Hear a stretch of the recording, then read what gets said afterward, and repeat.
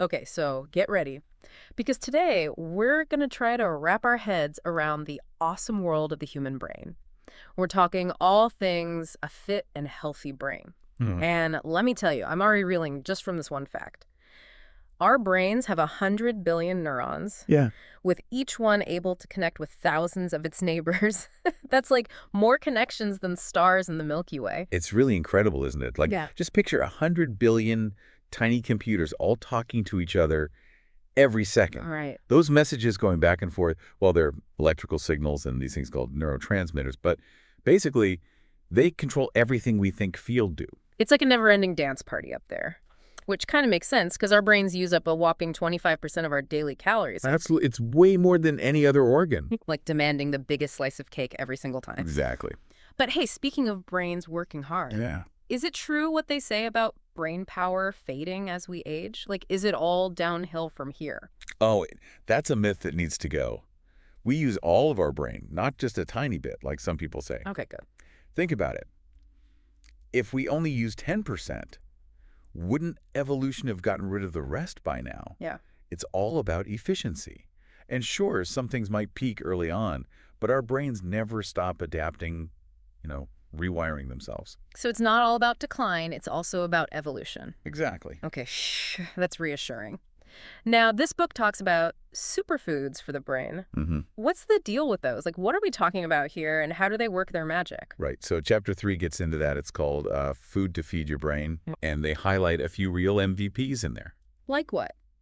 Well, for starters, leafy green vegetables, Oh, interesting. like romaine lettuce, parsley, things like that. Mm-hmm. They're full of vitamin K and folate, which are essential for your memory. Yeah. Think of them as the brain's little personal assistants, Okay. making sure all the info gets filed correctly. I am all about a good salad, so that's music to my ears.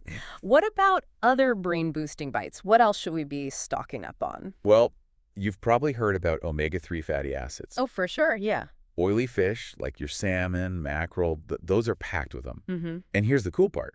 Omega-3s, they're like the building blocks for brain cell membranes. Those outer layers that control what goes in and out of the cell. Yeah. And they're involved in producing those chemical messengers we were talking about, the neurotransmitters. So omega-3s are like the construction workers and delivery drivers, making sure everything runs smoothly. Exactly. Love it. Okay, what? Oh, nuts. Nuts are great, too. They're like brain snacks, Mm-hmm. packed with healthy fats that convert into, you guessed it, more omega-3s. Wow. Multitasking. And they're so easy to snack on. Right. And don't underestimate asparagus. Asparagus, really? Oh, yeah. Especially in the spring. Okay. It's a triple threat for your brain. Yeah. Potassium for healthy blood pressure, so the brain gets plenty of oxygen.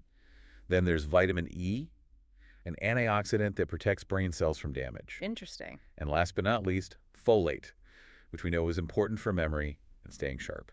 Wow, asparagus is like the overachiever of the vegetable world. Yeah, I'm definitely adding more of that to my plate. definitely. Sometimes I do worry about my own memory, especially when I'm juggling a million things at once. Mm-hmm. Is that just a normal part of getting older, or could it be a sign of something more serious? Well, that's a really common concern. Yeah. And it's important to know the difference between just typical, age-related forgetfulness and something more like dementia. Right, right. Dementia isn't actually a specific disease itself. Okay. It's more like an umbrella term for when your cognitive abilities decline. Things like memory, thinking, communication, Uh-huh. to the point where it really affects your daily life. So like your brain's software isn't working as well as it used to. That's a good way to put it. Now, one thing that can cause dementia is Alzheimer's disease, Right, right, which is something like 50 to 70% of cases. right. But there can be other causes, too. So dementia is the broad term, and Alzheimer's is one specific type. Exactly. Got it. So what are some early warning signs, things that people should look out for? Often it starts with struggling to remember recent things, Okay. like maybe you forget a conversation you just had, Right. or you're misplacing things more often than usual. Mm-hmm. You might also see changes in mood or behavior or personality even. Okay. If you notice anything like that, talking to a doctor is never a bad idea. Definitely better to be safe than sorry. That's a good reminder to be mindful of those signs. Now, this book also talks about strokes. What exactly is happening in the brain during a stroke, and how does that turn into the physical symptoms? Okay, so imagine a pipeline Right. carrying essential supplies to a busy city. Okay. That's your circulatory system delivering oxygen and nutrients to your brain. Right. Now imagine that pipeline gets blocked, or worse, bursts. That's basically what happens during a stroke. Oh, wow. The most common type, like 85% of cases, is called an ischemic stroke. It happens when a blood clot forms, usually in an artery that's already narrowed, and it chokes off the blood flow to part of the brain. And the other type? The other type, a hemorrhagic stroke, happens when a blood vessel, it's like it just can't hold it together anymore and it bursts. Hmm. This causes bleeding in the brain. Oh, no. Yeah, and both types can have really serious effects, Like what? like paralysis on one side of the body, Wow. trouble speaking or understanding speech, memory loss. So both types of stroke disrupt that communication network in the brain by basically cutting off its supplies. That's really scary. What should someone do if they think they or someone they're with is having a stroke? You have to act fast. Really? Oh yeah, time is critical Hmm. when it comes to strokes. The longer you wait to get help, the worse the damage can be. Oh, wow. So call 911 or your local emergency number like right away, as soon as you notice any signs of a stroke. Knowing the signs and acting quickly can really make a difference. Absolutely. Those first few hours after a stroke are crucial How so? because often doctors can give medications that can actually dissolve the clot or stop the bleeding Wow. and potentially save that brain tissue. Yeah. But you got to move fast. There's a race against time. Exactly that. It's kind of scary how even the tiniest thing going wrong in the brain can have huge effects. So we've talked about eating right and protecting our brains. Right. But what about making them stronger? Is there a way to actually boost our brain power? There definitely is. The book actually has a whole section on that. It's called Train and Boost Your Brain. Okay. And it really focuses on this amazing connection between your brain and your body and this thing called brain training. Brain training. Okay, that sounds kind of intense. Like, what are we talking about here? Some kind of mental boot camp? Uh-huh. Not quite. Think of it more like cross-training, but for your brain. Okay. So your brain's always getting information from your senses, right? And then it uses that to control everything you do. Walking, talking, decisions, remembering stuff. Brain training is basically challenging those processes in new ways. Okay. It's about pushing your brain to make new connections and make the ones it has stronger. So, like, pushing our brains out of their comfort zone a little bit. What does that even look like? It can be surprisingly simple, actually. Like, try brushing your teeth with your non-dominant hand. Oh, interesting. That tiny change forces your brain to work on unfamiliar motor skills, Ooh. which makes it create new pathways. Wow. Or you could shower with your eyes closed, Oh, relying on touch to get around, I love that. Super simple, but I bet it works. Now, those are great and all, but what about stuff that's even less, I don't know, effortful? Like this book talks about healthy hobbies without breaking a sweat. Yeah, chapter 5, What are we talking about there? basically how doing fun things that challenge your mind can be like a mini vacation for your brain. Okay, tell me more. I'm all for anything that's good for my brain and doesn't involve the gym. Exactly.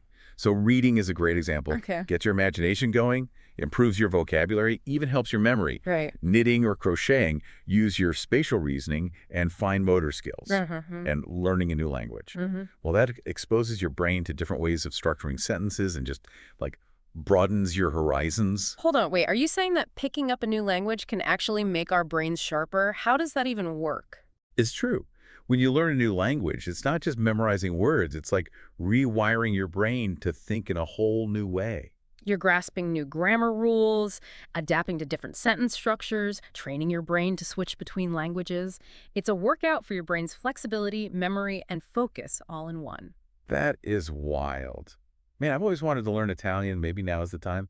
This reminds me of how, like, refreshed I feel after getting lost in a good book or just spending hours on a creative project. It's like an accidental way to meditate, clearing out all the mental clutter. Exactly. The book actually calls it accidental meditation. Mm. Those things you do every day that just happen to put you in a meditative state without even trying.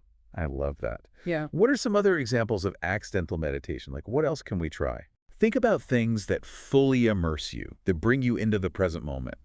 Walking in nature is a great one. Oh, yeah, for sure. The fresh air, the sounds, feeling the sun on your skin, it all works together to bring you this sense of calm and focus. I totally get that. Just the other day I was gardening and completely lost track of time. Hours just flew by and I felt so relaxed afterwards, like I had a mental massage. And speaking of feeling relaxed, What about stress? We've talked about its effect on the brain, but how can we manage it before it gets out of control? Oh, the book has some great tips for that. First things Mm. first, got to be able to recognize the warning signs early on. Yeah, stress is sneaky like that, right? Always seems to creep up on you. What are some of those warning signs so we can be on the lookout? Well, your body's pretty good at telling you when something's up, you just have to pay attention, right? Like those tension headaches that just won't quit. Ugh. Or you're like on an emotional roller coaster all day. Oh, tell me about it. Or maybe you're exhausted but just can't seem to fall asleep. Yeah, been there.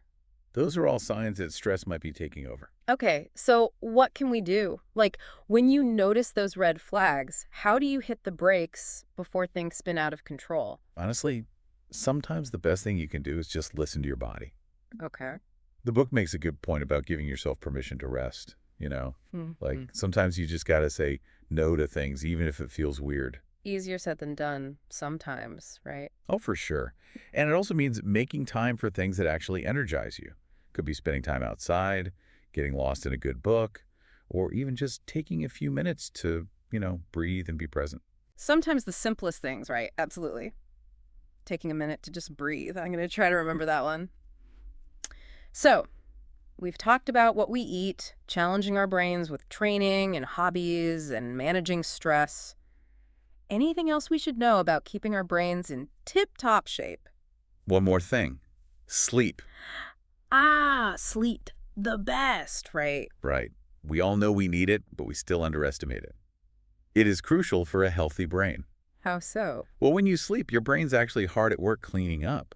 It's getting rid of all those toxins that build up during the day. No way. Oh, yeah, it's like a nightly detox for your brain. Huh. Guess those late night scrolling sessions aren't doing him any favors. Probably not. Sleep is like hitting the reset button on your brain. Helps you consolidate memories, process your emotions, basically recharges you for the next day. So important. Wow, this has been incredible. We've learned so much about how our brains work, what to feed them, how to challenge them, protect them, the whole shebang. As we wrap up here, any final thoughts for our listeners, something to think about as we continue our journey towards a healthier, happier brain? The biggest takeaway for me is how adaptable the brain really is. Okay. It can make new connections throughout your whole life. Really? Yeah. Even in areas where you think, oh, I'm just not good at that. Wow. The book actually tells these amazing stories about people who, after having brain injuries, suddenly discovered all these hidden talents, like things they never even knew they could do. Wow. That's amazing. So we all have this untapped potential, right? It's just waiting to be unlocked. I love that. What a powerful thought to end on. So, to everyone listening, keep exploring, keep learning, keep challenging your brain, and who knows what you might discover about yourself. And with that, we'll wrap up this deep dive into the amazing world of the human brain. Until next time, stay curious, my friends.